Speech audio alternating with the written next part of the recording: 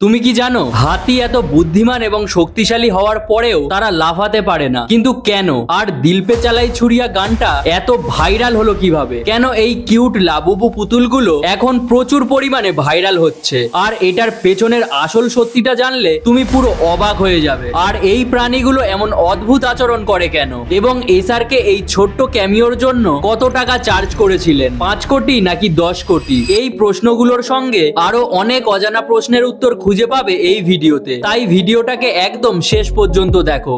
Fact number 10, এই মাছটাকে বলা হয় বিশ্বের সবচেয়ে কুৎসিত মাছ। এই মাছটার নাম হলো ব্লব ফিশ। 2013 সালে এই মাছকে অফিসিয়ালি পৃথিবীর সবচেয়ে কুৎসিত মাছ হিসাবে ঘোষণা করা হয়। কিন্তু এই মাছের এত কুৎসিত চেহারার জন্য দায়ী আমরা, মানে মানুষেরাই। কিন্তু সেটা কিভাবে? আসলে এই মাছ কুৎসিত হয় না, কারণ ব্লব ফিশ একটা ডিপ সি ক্রিয়েচার, যেটা সমুদ্রের 9200 ফুট গভীর জলে থাকে, যেখানে এর চেহারা একদম নর্মাল মাছের মতোই লাগে। কিন্তু যখন মানুষেরা একে সমুদ্রের উপরে তুলে আনে, তখন তার দেহের প্রেসার হঠাৎ করে কমে যায়, আর সেটার ফলে তার শরীর ফুলে গিয়ে এমন অদ্ভুত রকমের হয়ে যায়। ফ্যাক্ট নাম্বার 9, কিভাবে এই দিল পে চালাই ছুরিয়া ট্রেন্ড রাতারাতি এত ভাইরাল হয়ে গেল? মানে এটাতে এমন কি ছিল যে এটা এতটা ভাইরাল হয়ে গেল? আসলে এই ভাইরাল হওয়া শুধুমাত্র একটা কাকতালীয় ঘটনা নয়, বরং এটা হিউম্যান সাইকোলজি আর সাউন্ড পারসেপশনের একটা পারফেক্ট উদাহরণ। যখন শিল্পী রাজু বলল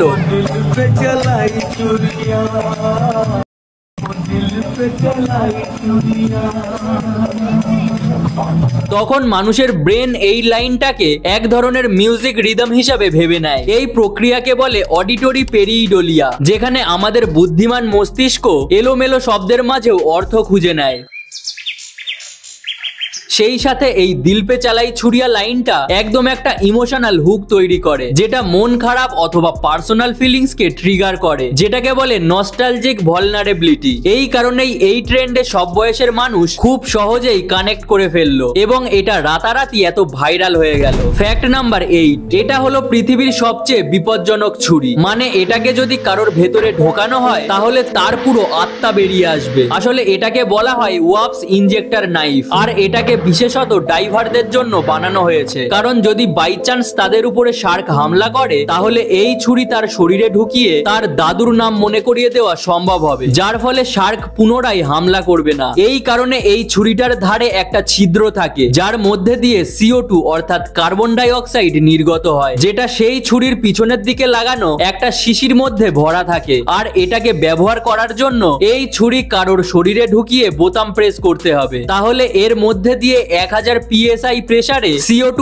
গ্যাস বের হবে, যার ফলে শত্রুর ভেতরে বিস্ফোরণের মতন চাপ তৈরি করবে, যা তাকে মুহূর্তেই ছিন্ন ভিন্ন করে দিতে পারে। ফ্যাক্ট নাম্বার 7, হাতি এত বড় এবং শক্তিশালী হয়, কিন্তু সে কখনো লাফাতে পারে না। কিন্তু কেন? কারণটা হলো হাতির শরীরের গঠন। আসলে হাতির পায়ের হাড় একেবারে সোজা হয়, এবং সেখানে কোনো স্প্রিং এর মতন ঝটকা লাগে না। সর্বদা যখন কোনো প্রাণী লাফায়, তখন সে তার হাঁটুকে ভাঁজ করে নিচ থেকে উপরের দিকে ধাক্কা দেয়। কিন্তু হাতির ওজন অনেক বেশি হয়, আর এদের হাড় এতটা ভারী হয় যে তারা নিজেরা নিজেদেরকেই মাটিকে ঠেলে লাফ দেওয়ার মতন শক্তি আনতে পারে না, এমনকি সেটা ছোট হাতিই হোক না কেন। আসলে হাতিদের হাড়ের জয়েন্ট আর মাংসপেশি এই মুভমেন্টের জন্য ডিজাইন করা হয়নি। ফ্যাক্ট নাম্বার 6, তুমি কখনো না কখনো এটা অবশ্যই শুনেছো যে আমাদের 24 ঘন্টায় 8 গ্লাস জল খাওয়া উচিত। কিন্তু এটা কি সত্যি? না, এটা একদমই মিথ্যে। আসলে সব মানুষের প্রয়োজন আলাদা আলাদা হয়, এই কারণে এই 8 গ্লাসের কথাটা সবার উপরে অ্যাপ্লাই হয় না। কিন্তু তুমি একদিনে কতটা জল খাবে সেটা সম্পূর্ণ তোমার বডি, ওয়েদার এবং ফিজিক্যাল অ্যাক্টিভিটির উপর নির্ভর করে। যেমন তুমি যদি ফিজিক্যালি অ্যাক্টিভ হও, তাহলে তোমার বেশি জল খাওয়া উচিত। যদি তুমি গরম জায়গায় বসবাস করো, তাহলেও তোমাকে বেশি করে জল খেতে হবে। কিন্তু তুমি যদি কোনো ঠান্ডা জায়গায় থাকো, তাহলে তোমার শরীরে খুব বেশি জলের প্রয়োজন হবে না।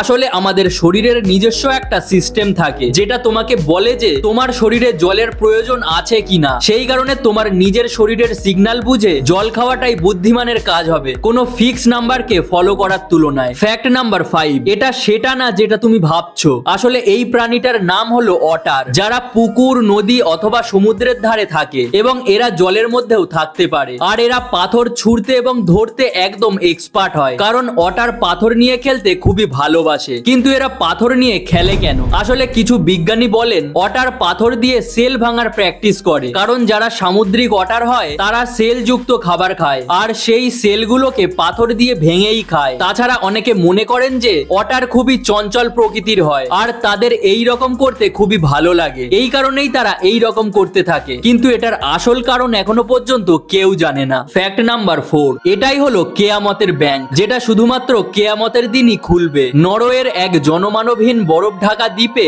এমন একটা গুদাম আছে, আর এটার নাম হলো সলবার্ড গ্লোবাল সিড ভল্ট। আর ভাই, এটার মধ্যে ঢুকতেই তুমি দেখতে পাবে একটা কঠিন সিকিউরিটি গেট। সেই গেটের পেছনে রাখা আছে হাজারো স্টিলের বাক্স।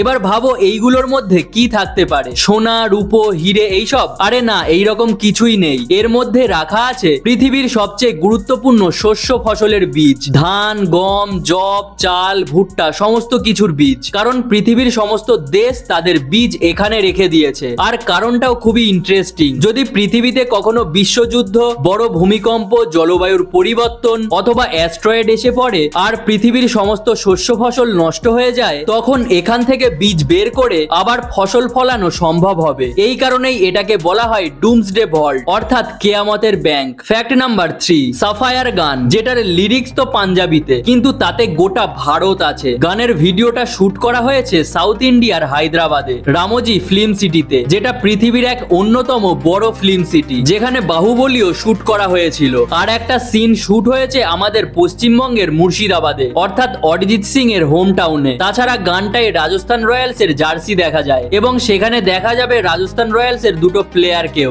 আর সব থেকে বড় সারপ্রাইজ হলো এটাতে এসআরকে এর ক্যামিও আছে, যার জন্য এসআরকে একটা টাকাও নেননি। আর তোমার এই গানটা কেমন লেগেছে আমাকে কমেন্টে জানাও। ফ্যাক্ট নাম্বার 2, মানুষের ব্রেনে প্রায় 86 বিলিয়ন নিউরন থাকে, আর প্রতিটা নিউরনের সঙ্গে হাজার হাজার কানেকশন থাকে। আমাদের ব্রেনে এক সেকেন্ডে lakh lakh chemical signal process হয়। তাছাড়া আমাদের ভাবতে, বুঝতে এবং শেখার ক্ষমতা, অর্থাৎ ব্রেনের লার্নিং পাওয়ার এতটাই বেশি এবং দ্রুত যে সেটাকে বর্তমানের সুপার কম্পিউটারও টেক্কা দিতে পারে না। আর সব থেকে ইন্টারেস্টিং ব্যাপার হলো তুমি যত বেশি তোমার ব্রেনের ব্যবহার করবে সেটা ক্রমাগত আরো উন্নত হবে। ফ্যাক্ট নাম্বার 1, লাবুবু ডল, যেটা বর্তমানে কিউট এবং পাশাপাশি একটা ভয়ঙ্কর পুতুল হিসাবে বিখ্যাত, যেটা পপ মার্ট লঞ্চ করেছিল। আজকাল ইন্টারনেটে এটা একটা অদ্ভুত কারণেই ভাইরাল হচ্ছে। মানুষজন এটাকে মিশরীয় দানব পাজুজু এর সাথে তুলনা করছে। পাজুজু হলো মেসোপটেমিয়াম মাইথোলজির একটা বাতাসের দানব। হ্যাঁ, এটাই সেই দানব যেটাকে এক্সরসিস্ট মুভিতে দেখানো হয়েছিল। এই দানবের কিছু স্পেশাল ফিচার্স হলো এর ধারালো দাঁত, তীক্ষ্ণ লম্বাটে কান আর একটা ভয়ঙ্কর হাসি, যেটা অনেকটাই লাবুবু পুতুলের ডিজাইনের সাথে বেশ ভালোভাবে মিশে যায়। এই কারণে কিছু লোক মনে করে যে লাবুবু কোনো নর্মাল পুতুল না, বরং এটা একটা অভিশপ্ত পুতুল। তাছাড়া সোশ্যাল মিডিয়া প্ল্যাটফর্মে অনেক মানুষ বলেছে যে তাদের বাড়িতে লাবুবু ডল আনার পরে তারা কিছু অবিশ্বাস্য এবং ভয়ঙ্কর জিনিসের প্রমাণ পেয়েছেন, যেমন লাইট বারবার বন্ধ হয়ে যাওয়া, বাড়িতে পোষা কুকুর বিড়ালের অদ্ভুত আচরণ, দুঃস্বপ্ন এবং তারা নেগেটিভ ভাইবসও ফিল করত, যার ফলে ইন্টারনেটে #cursed Labubu demon doll trend করতে শুরু করে। আর কিছু কিছু মানুষ তো সেই পুতুলকে আগুনে পুড়িয়ে নষ্ট করে দিয়েছে। কিন্তু পপ মার্ট পুরো ক্লিয়ার ভাবে জানিয়ে দিয়েছে যে লাবুবু পুতুলের ডিজাইন কোনো মিশরীয় দৈত্য দানবের থেকে ইন্সপায়ার হয়ে বানানো হয়নি, এটা শুধুমাত্র একটা ফ্যান্টাসি ক্যারেক্টার। কিছু বিশেষজ্ঞ এটাও বলেছেন যে এই প্যানিক শুধুমাত্র ভাইরাল ইমাজিনেশন আর সাইকোলজিক্যাল ইনফ্লুয়েন্সের জন্যই হচ্ছে। কিন্তু যাই বলো ভাই, লাবুবু পুতুলের এইরকম ভাবে তাকিয়ে থাকা আর তার এইরকম বিচ্ছিরি ভয়ঙ্কর হাসি দেখলে একটু তো ভয় লাগেই। কি জানি বাবা, এটা পুতুল নাকি আরো অন্য কিছু? এই বিষয়ে তোমার কি মতামত আমাকে কমেন্টে জানাও। আর ভিডিওটা ভালো লাগলে অবশ্যই একটা লাইক করে দিও এবং প্রত্যেক রবিবার ঠিক দুপুর 12টার সময় এই রকমই interesting are amazing facts video দেখার জন্য চ্যানেলটাকে অবশ্যই সাবস্ক্রাইব করে ভিডিওটাকে তোমার বন্ধু বান্ধবীদের সাথে শেয়ার করে দিও। তাহলে আজকের জন্য এই পর্যন্তই, দেখা হচ্ছে আবার পরের ভিডিওতে। ততদিন পর্যন্ত সবাই ভালো থেকো, সুস্থ থেকো।